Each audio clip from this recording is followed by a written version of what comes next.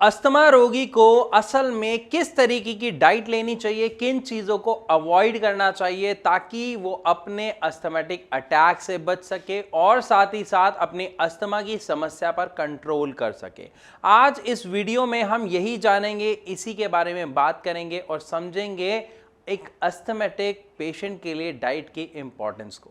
लेकिन इसको समझने से पहले आपको ये जानना बहुत ज़रूरी है कि जो अस्थमा जो समस्या है वो है क्या, होती क्यों है और उसमें क्या दिक्कत आ रही होती है हमारे शरीर में, जिसकी वजह से जितनी भी समस्याएं होती है, यानी सांस लेने में दिक्कत, छाती में जकड़न महसूस होना, सांस जल्दी से चलते रहना, छाती में से विस्लिंग साउंड आना, सी सी की आवाज़ आना, ये सब क्यों होता है और आखिरकार ये अस्थमा की समस्या होती ही क्यों है।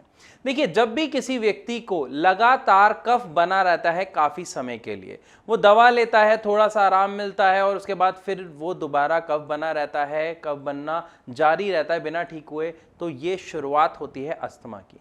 धीरे धीरे हम लोग इसे नहीं समझ पाते हैं और समय के साथ साथ अस्थमा के शिकार हो जाते हैं। अस्थमा में अक्सर पेशेंट को दिक्कत आती है सांस लेने में, उसकी सांस बहुत जल्दी जल्दी चल रही होती है। ऐसा होता क्यों है, पहले इसको समझते हैं। हमारा एक्चुअली जो शरीर है, इसमें जो हमारा रेस्पिरेटरी सिस्टम है, यानी सांस लेने वाला जो अंग है, जिसमें फेफड़े, ब्रोंकाइज, ब्रोंकीहोल्स, जो ये सब हैं, ये आपको समझने पड़ेंगे कि ये क्या होते हैं, इनके फंक्शन क्या होते हैं। इसको समझना बड़ा आसान है। आपने पेड़ देखा है, आप उस पेड़ को उल्टा कर दीजिए, कुछ इस तरीके का स्ट्रक्चर होता है हम इंसानों का। यानी ये जो गला है, जो विंड पाइप है, ये पेड़ के उस तने की तरह हो जाती है और उसके बाद जो उसकी ब्रांचेस होती हैं वो हमारे दोनों लंग्स हो गए। जब हम सांस लेते हैं तो इस विंड पाइप से होती हुई वो सांस हमारे अंदर ब्रोंकाइज और ब्रोंकी होल्स में जाती है। उन ब्रोंकी होल्स के कॉर्नर पे एक आप कुछ ऐसा एज्यूम करें जैसे बलून टाइप का लगा होता है, जो सांस लेने की वजह से, यानी जब ऑक्सीजन अंदर जाती है तो वो फूलती हैं और उसके बाद जब हम सांस बाहर छोड़ते हैं तो वो वापस कंप्रेस हो जाती हैं। इस पूरे प्रोसेस में असल में होता क्या है, जो हम ऑक्सीजन लेते हैं वो ऑक्सीजन हमारे लंग्स के थ्रू हमारे ब्लड में मिक्स होती है और ब्लड में से कार्बन डाइऑक्साइड वापस आती है और वो हम बाहर निकालते हैं। ये एक नॉर्मल प्रोसेस होता है। इवन जिन लोगों को अस्थमा की समस्या होती है उनका भी यही प्रोसेस चल रहा होता है, बस इस प्रोसेस में रुकावट आ जाती है। अब वो रुकावट क्या आती है ये समझते हैं। असल में हम जहां पर रहते हैं वहां पर पॉल्यूशन बहुत है, ये हम सब जानते हैं। इस पॉल्यूशन के साथ साथ जब भी घर में झाड़ू लगती है या मान लीजिए बहुत ज़ोर से हवा चल रही है तो मिट्टी साथ में उड़ती है, और अगर आपके घर के आसपास या आपके एरिया में कोई फैक्ट्री वगैरह है तो उससे निकलने वाला जो धुआं है उसमें भी कुछ एलिमेंट्स होते हैं।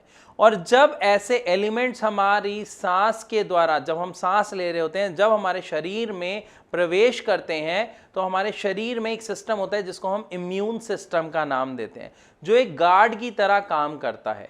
जैसे ही हमारे इम्यून सिस्टम को पता लगता है कि हमारे शरीर में कुछ ऐसे पार्टिकल आ गए हैं, कुछ ऐसे फॉरेन एलिमेंट्स आ गए हैं जो हमारे शरीर को नुकसान पहुंचा सकते हैं, तो हमारा इम्यूनिटी सिस्टम यानी हमारा गार्ड उसको रोकता है। अब वो रोकेगा कैसे, वो इंसान नहीं है जो उसको पकड़ लेगा, तो वो क्या करता है, वो हमारी जो ब्रोंकाइज होती है, ब्रोंकी होल्स होती हैं, उनमें कुछ फंक्शन स्टार्ट करता है। क्या फंक्शन स्टार्ट करता है ये समझिए।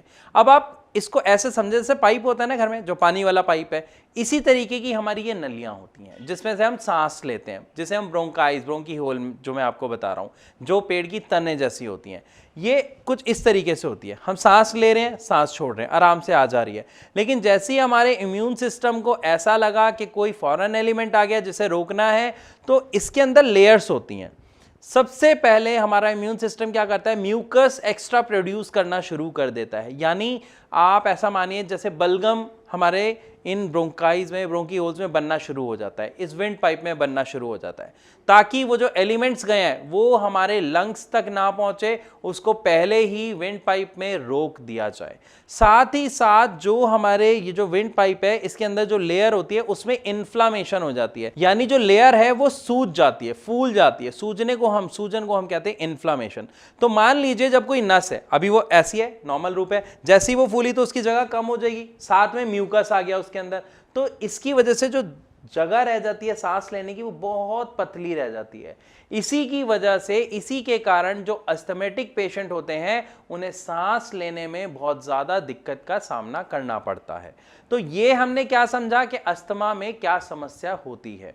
लेकिन हम अक्सर देखते हैं कि ये जो समस्या है ये समय समय के साथ एकदम से बढ़ जाती है, फिर नॉर्मल हो जाती है, फिर बढ़ जाती है। ऐसा होता क्यों है?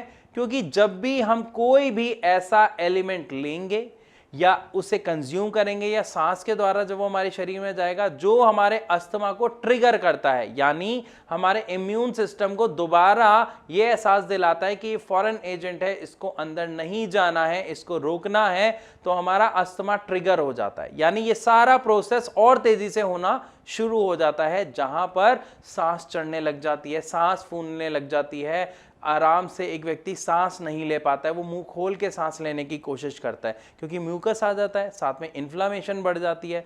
तो यहाँ पर एक अस्थमैटिक पेशेंट को क्या ध्यान रखना है कि जो वो डाइट ले रहा है वो ऐसी होनी चाहिए जो उसके अस्थमा को ट्रिगर ना करे। लेकिन यहां पर सवाल ये उठता है कि ऐसी कौन सी डाइट है, वो कौन सी फूड आइटम्स हैं जिससे अस्थमा ट्रिगर हो सकता है। तो चलिए इसको भी जानते हैं। अक्सर ऐसा देखा गया है कि अस्थमा को ट्रिगर करने वाले अगर हम फूड आइटम्स की बात करते हैं तो चावल उसमें एक अहम किरदार निभाता है। दूसरा हम ये कह सकते हैं जितनी भी ठंडी चीजें होती हैं वो कहीं ना कहीं आपके अस्थमा को ट्रिगर कर सकती हैं। इसके साथ साथ स्पाइसी और ऑयली फूड तो बहुत ही खतरनाक होता है नॉर्मल लाइफ में भी और एक अस्थमैटिक पेशेंट के लिए भी, तो आपको ये बिल्कुल अवॉइड करना है। साथ ही साथ अक्सर ऐसा देखा जाता है कि जो भी हमारी पैक्ड आइटम्स होती हैं, चाहे फिर वो कोल्ड ड्रिंक हो, चाहे फिर वो कोई चिप्स हो, चिप्स का पैकेट हो, टोस्ट हो, बर्गर हो, या कुछ भी ऐसा आइटम जो पैक्ड है, आप उसको अवॉइड करें। रीजन, उसके अंदर बहुत सारे केमिकल्स होते हैं, हो सकता है कोई भी उनमें से केमिकल आपके अस्थमा को ट्रिगर कर दे। इसीलिए अस्थमैटिक पेशेंट को खट्टी चीजें आपको ज्यादा से ज्यादा अवॉइड करनी है। तो जो हमने बात की, खट्टी चीजें, ठंडी चीजें, चावल जैसी, और साथ में दही या आपकी चटनी, ये सब आपको अवॉइड करना है। पैक्ड फूड आपको अवॉइड करना है। आपको हाइजीन बरतनी है, जहां पर ज्यादा डस्ट वगैरह हो उससे दूर रहना है। और अगर आप घर पर डस्टिंग वगैरह करते हैं तो अपने फेस को अच्छे से कवर करें, उसके बाद करें, या इवन वो डस्टिंग अवॉइड करें क्योंकि वो डस्ट पार्टिकल भी आपके अस्थमा को ट्रिगर कर सकता है। तो आई होप आपको इस वीडियो में अच्छे से समझ आया होगा कि किस तरीके के खाने को एक अस्थमैटिक पेशेंट को अवॉइड करना चाहिए। फिर भी अगर आपके मन में कोई सवाल है या आप इसके ट्रीटमेंट से जुड़ा कोई सवाल है जो आप पूछना चाहते हैं, तो नीचे दिए गए नंबर पर कॉल करके आप भारत होम्योपैथी के डॉक्टर्स की टीम से फ्री ऑफ कॉस्ट कंसल्ट कर सकते हो, अपनी समस्या का समाधान जान सकते हो। आई होप वीडियो आपको अच्छी लगी होगी। अगर हाँ तो इसे लाइक जरूर कर दें, शेयर करना बिल्कुल ना भूलें, और ऐसी और वीडियोस के लिए हमारे चैनल को सब्सक्राइब जरूर करें।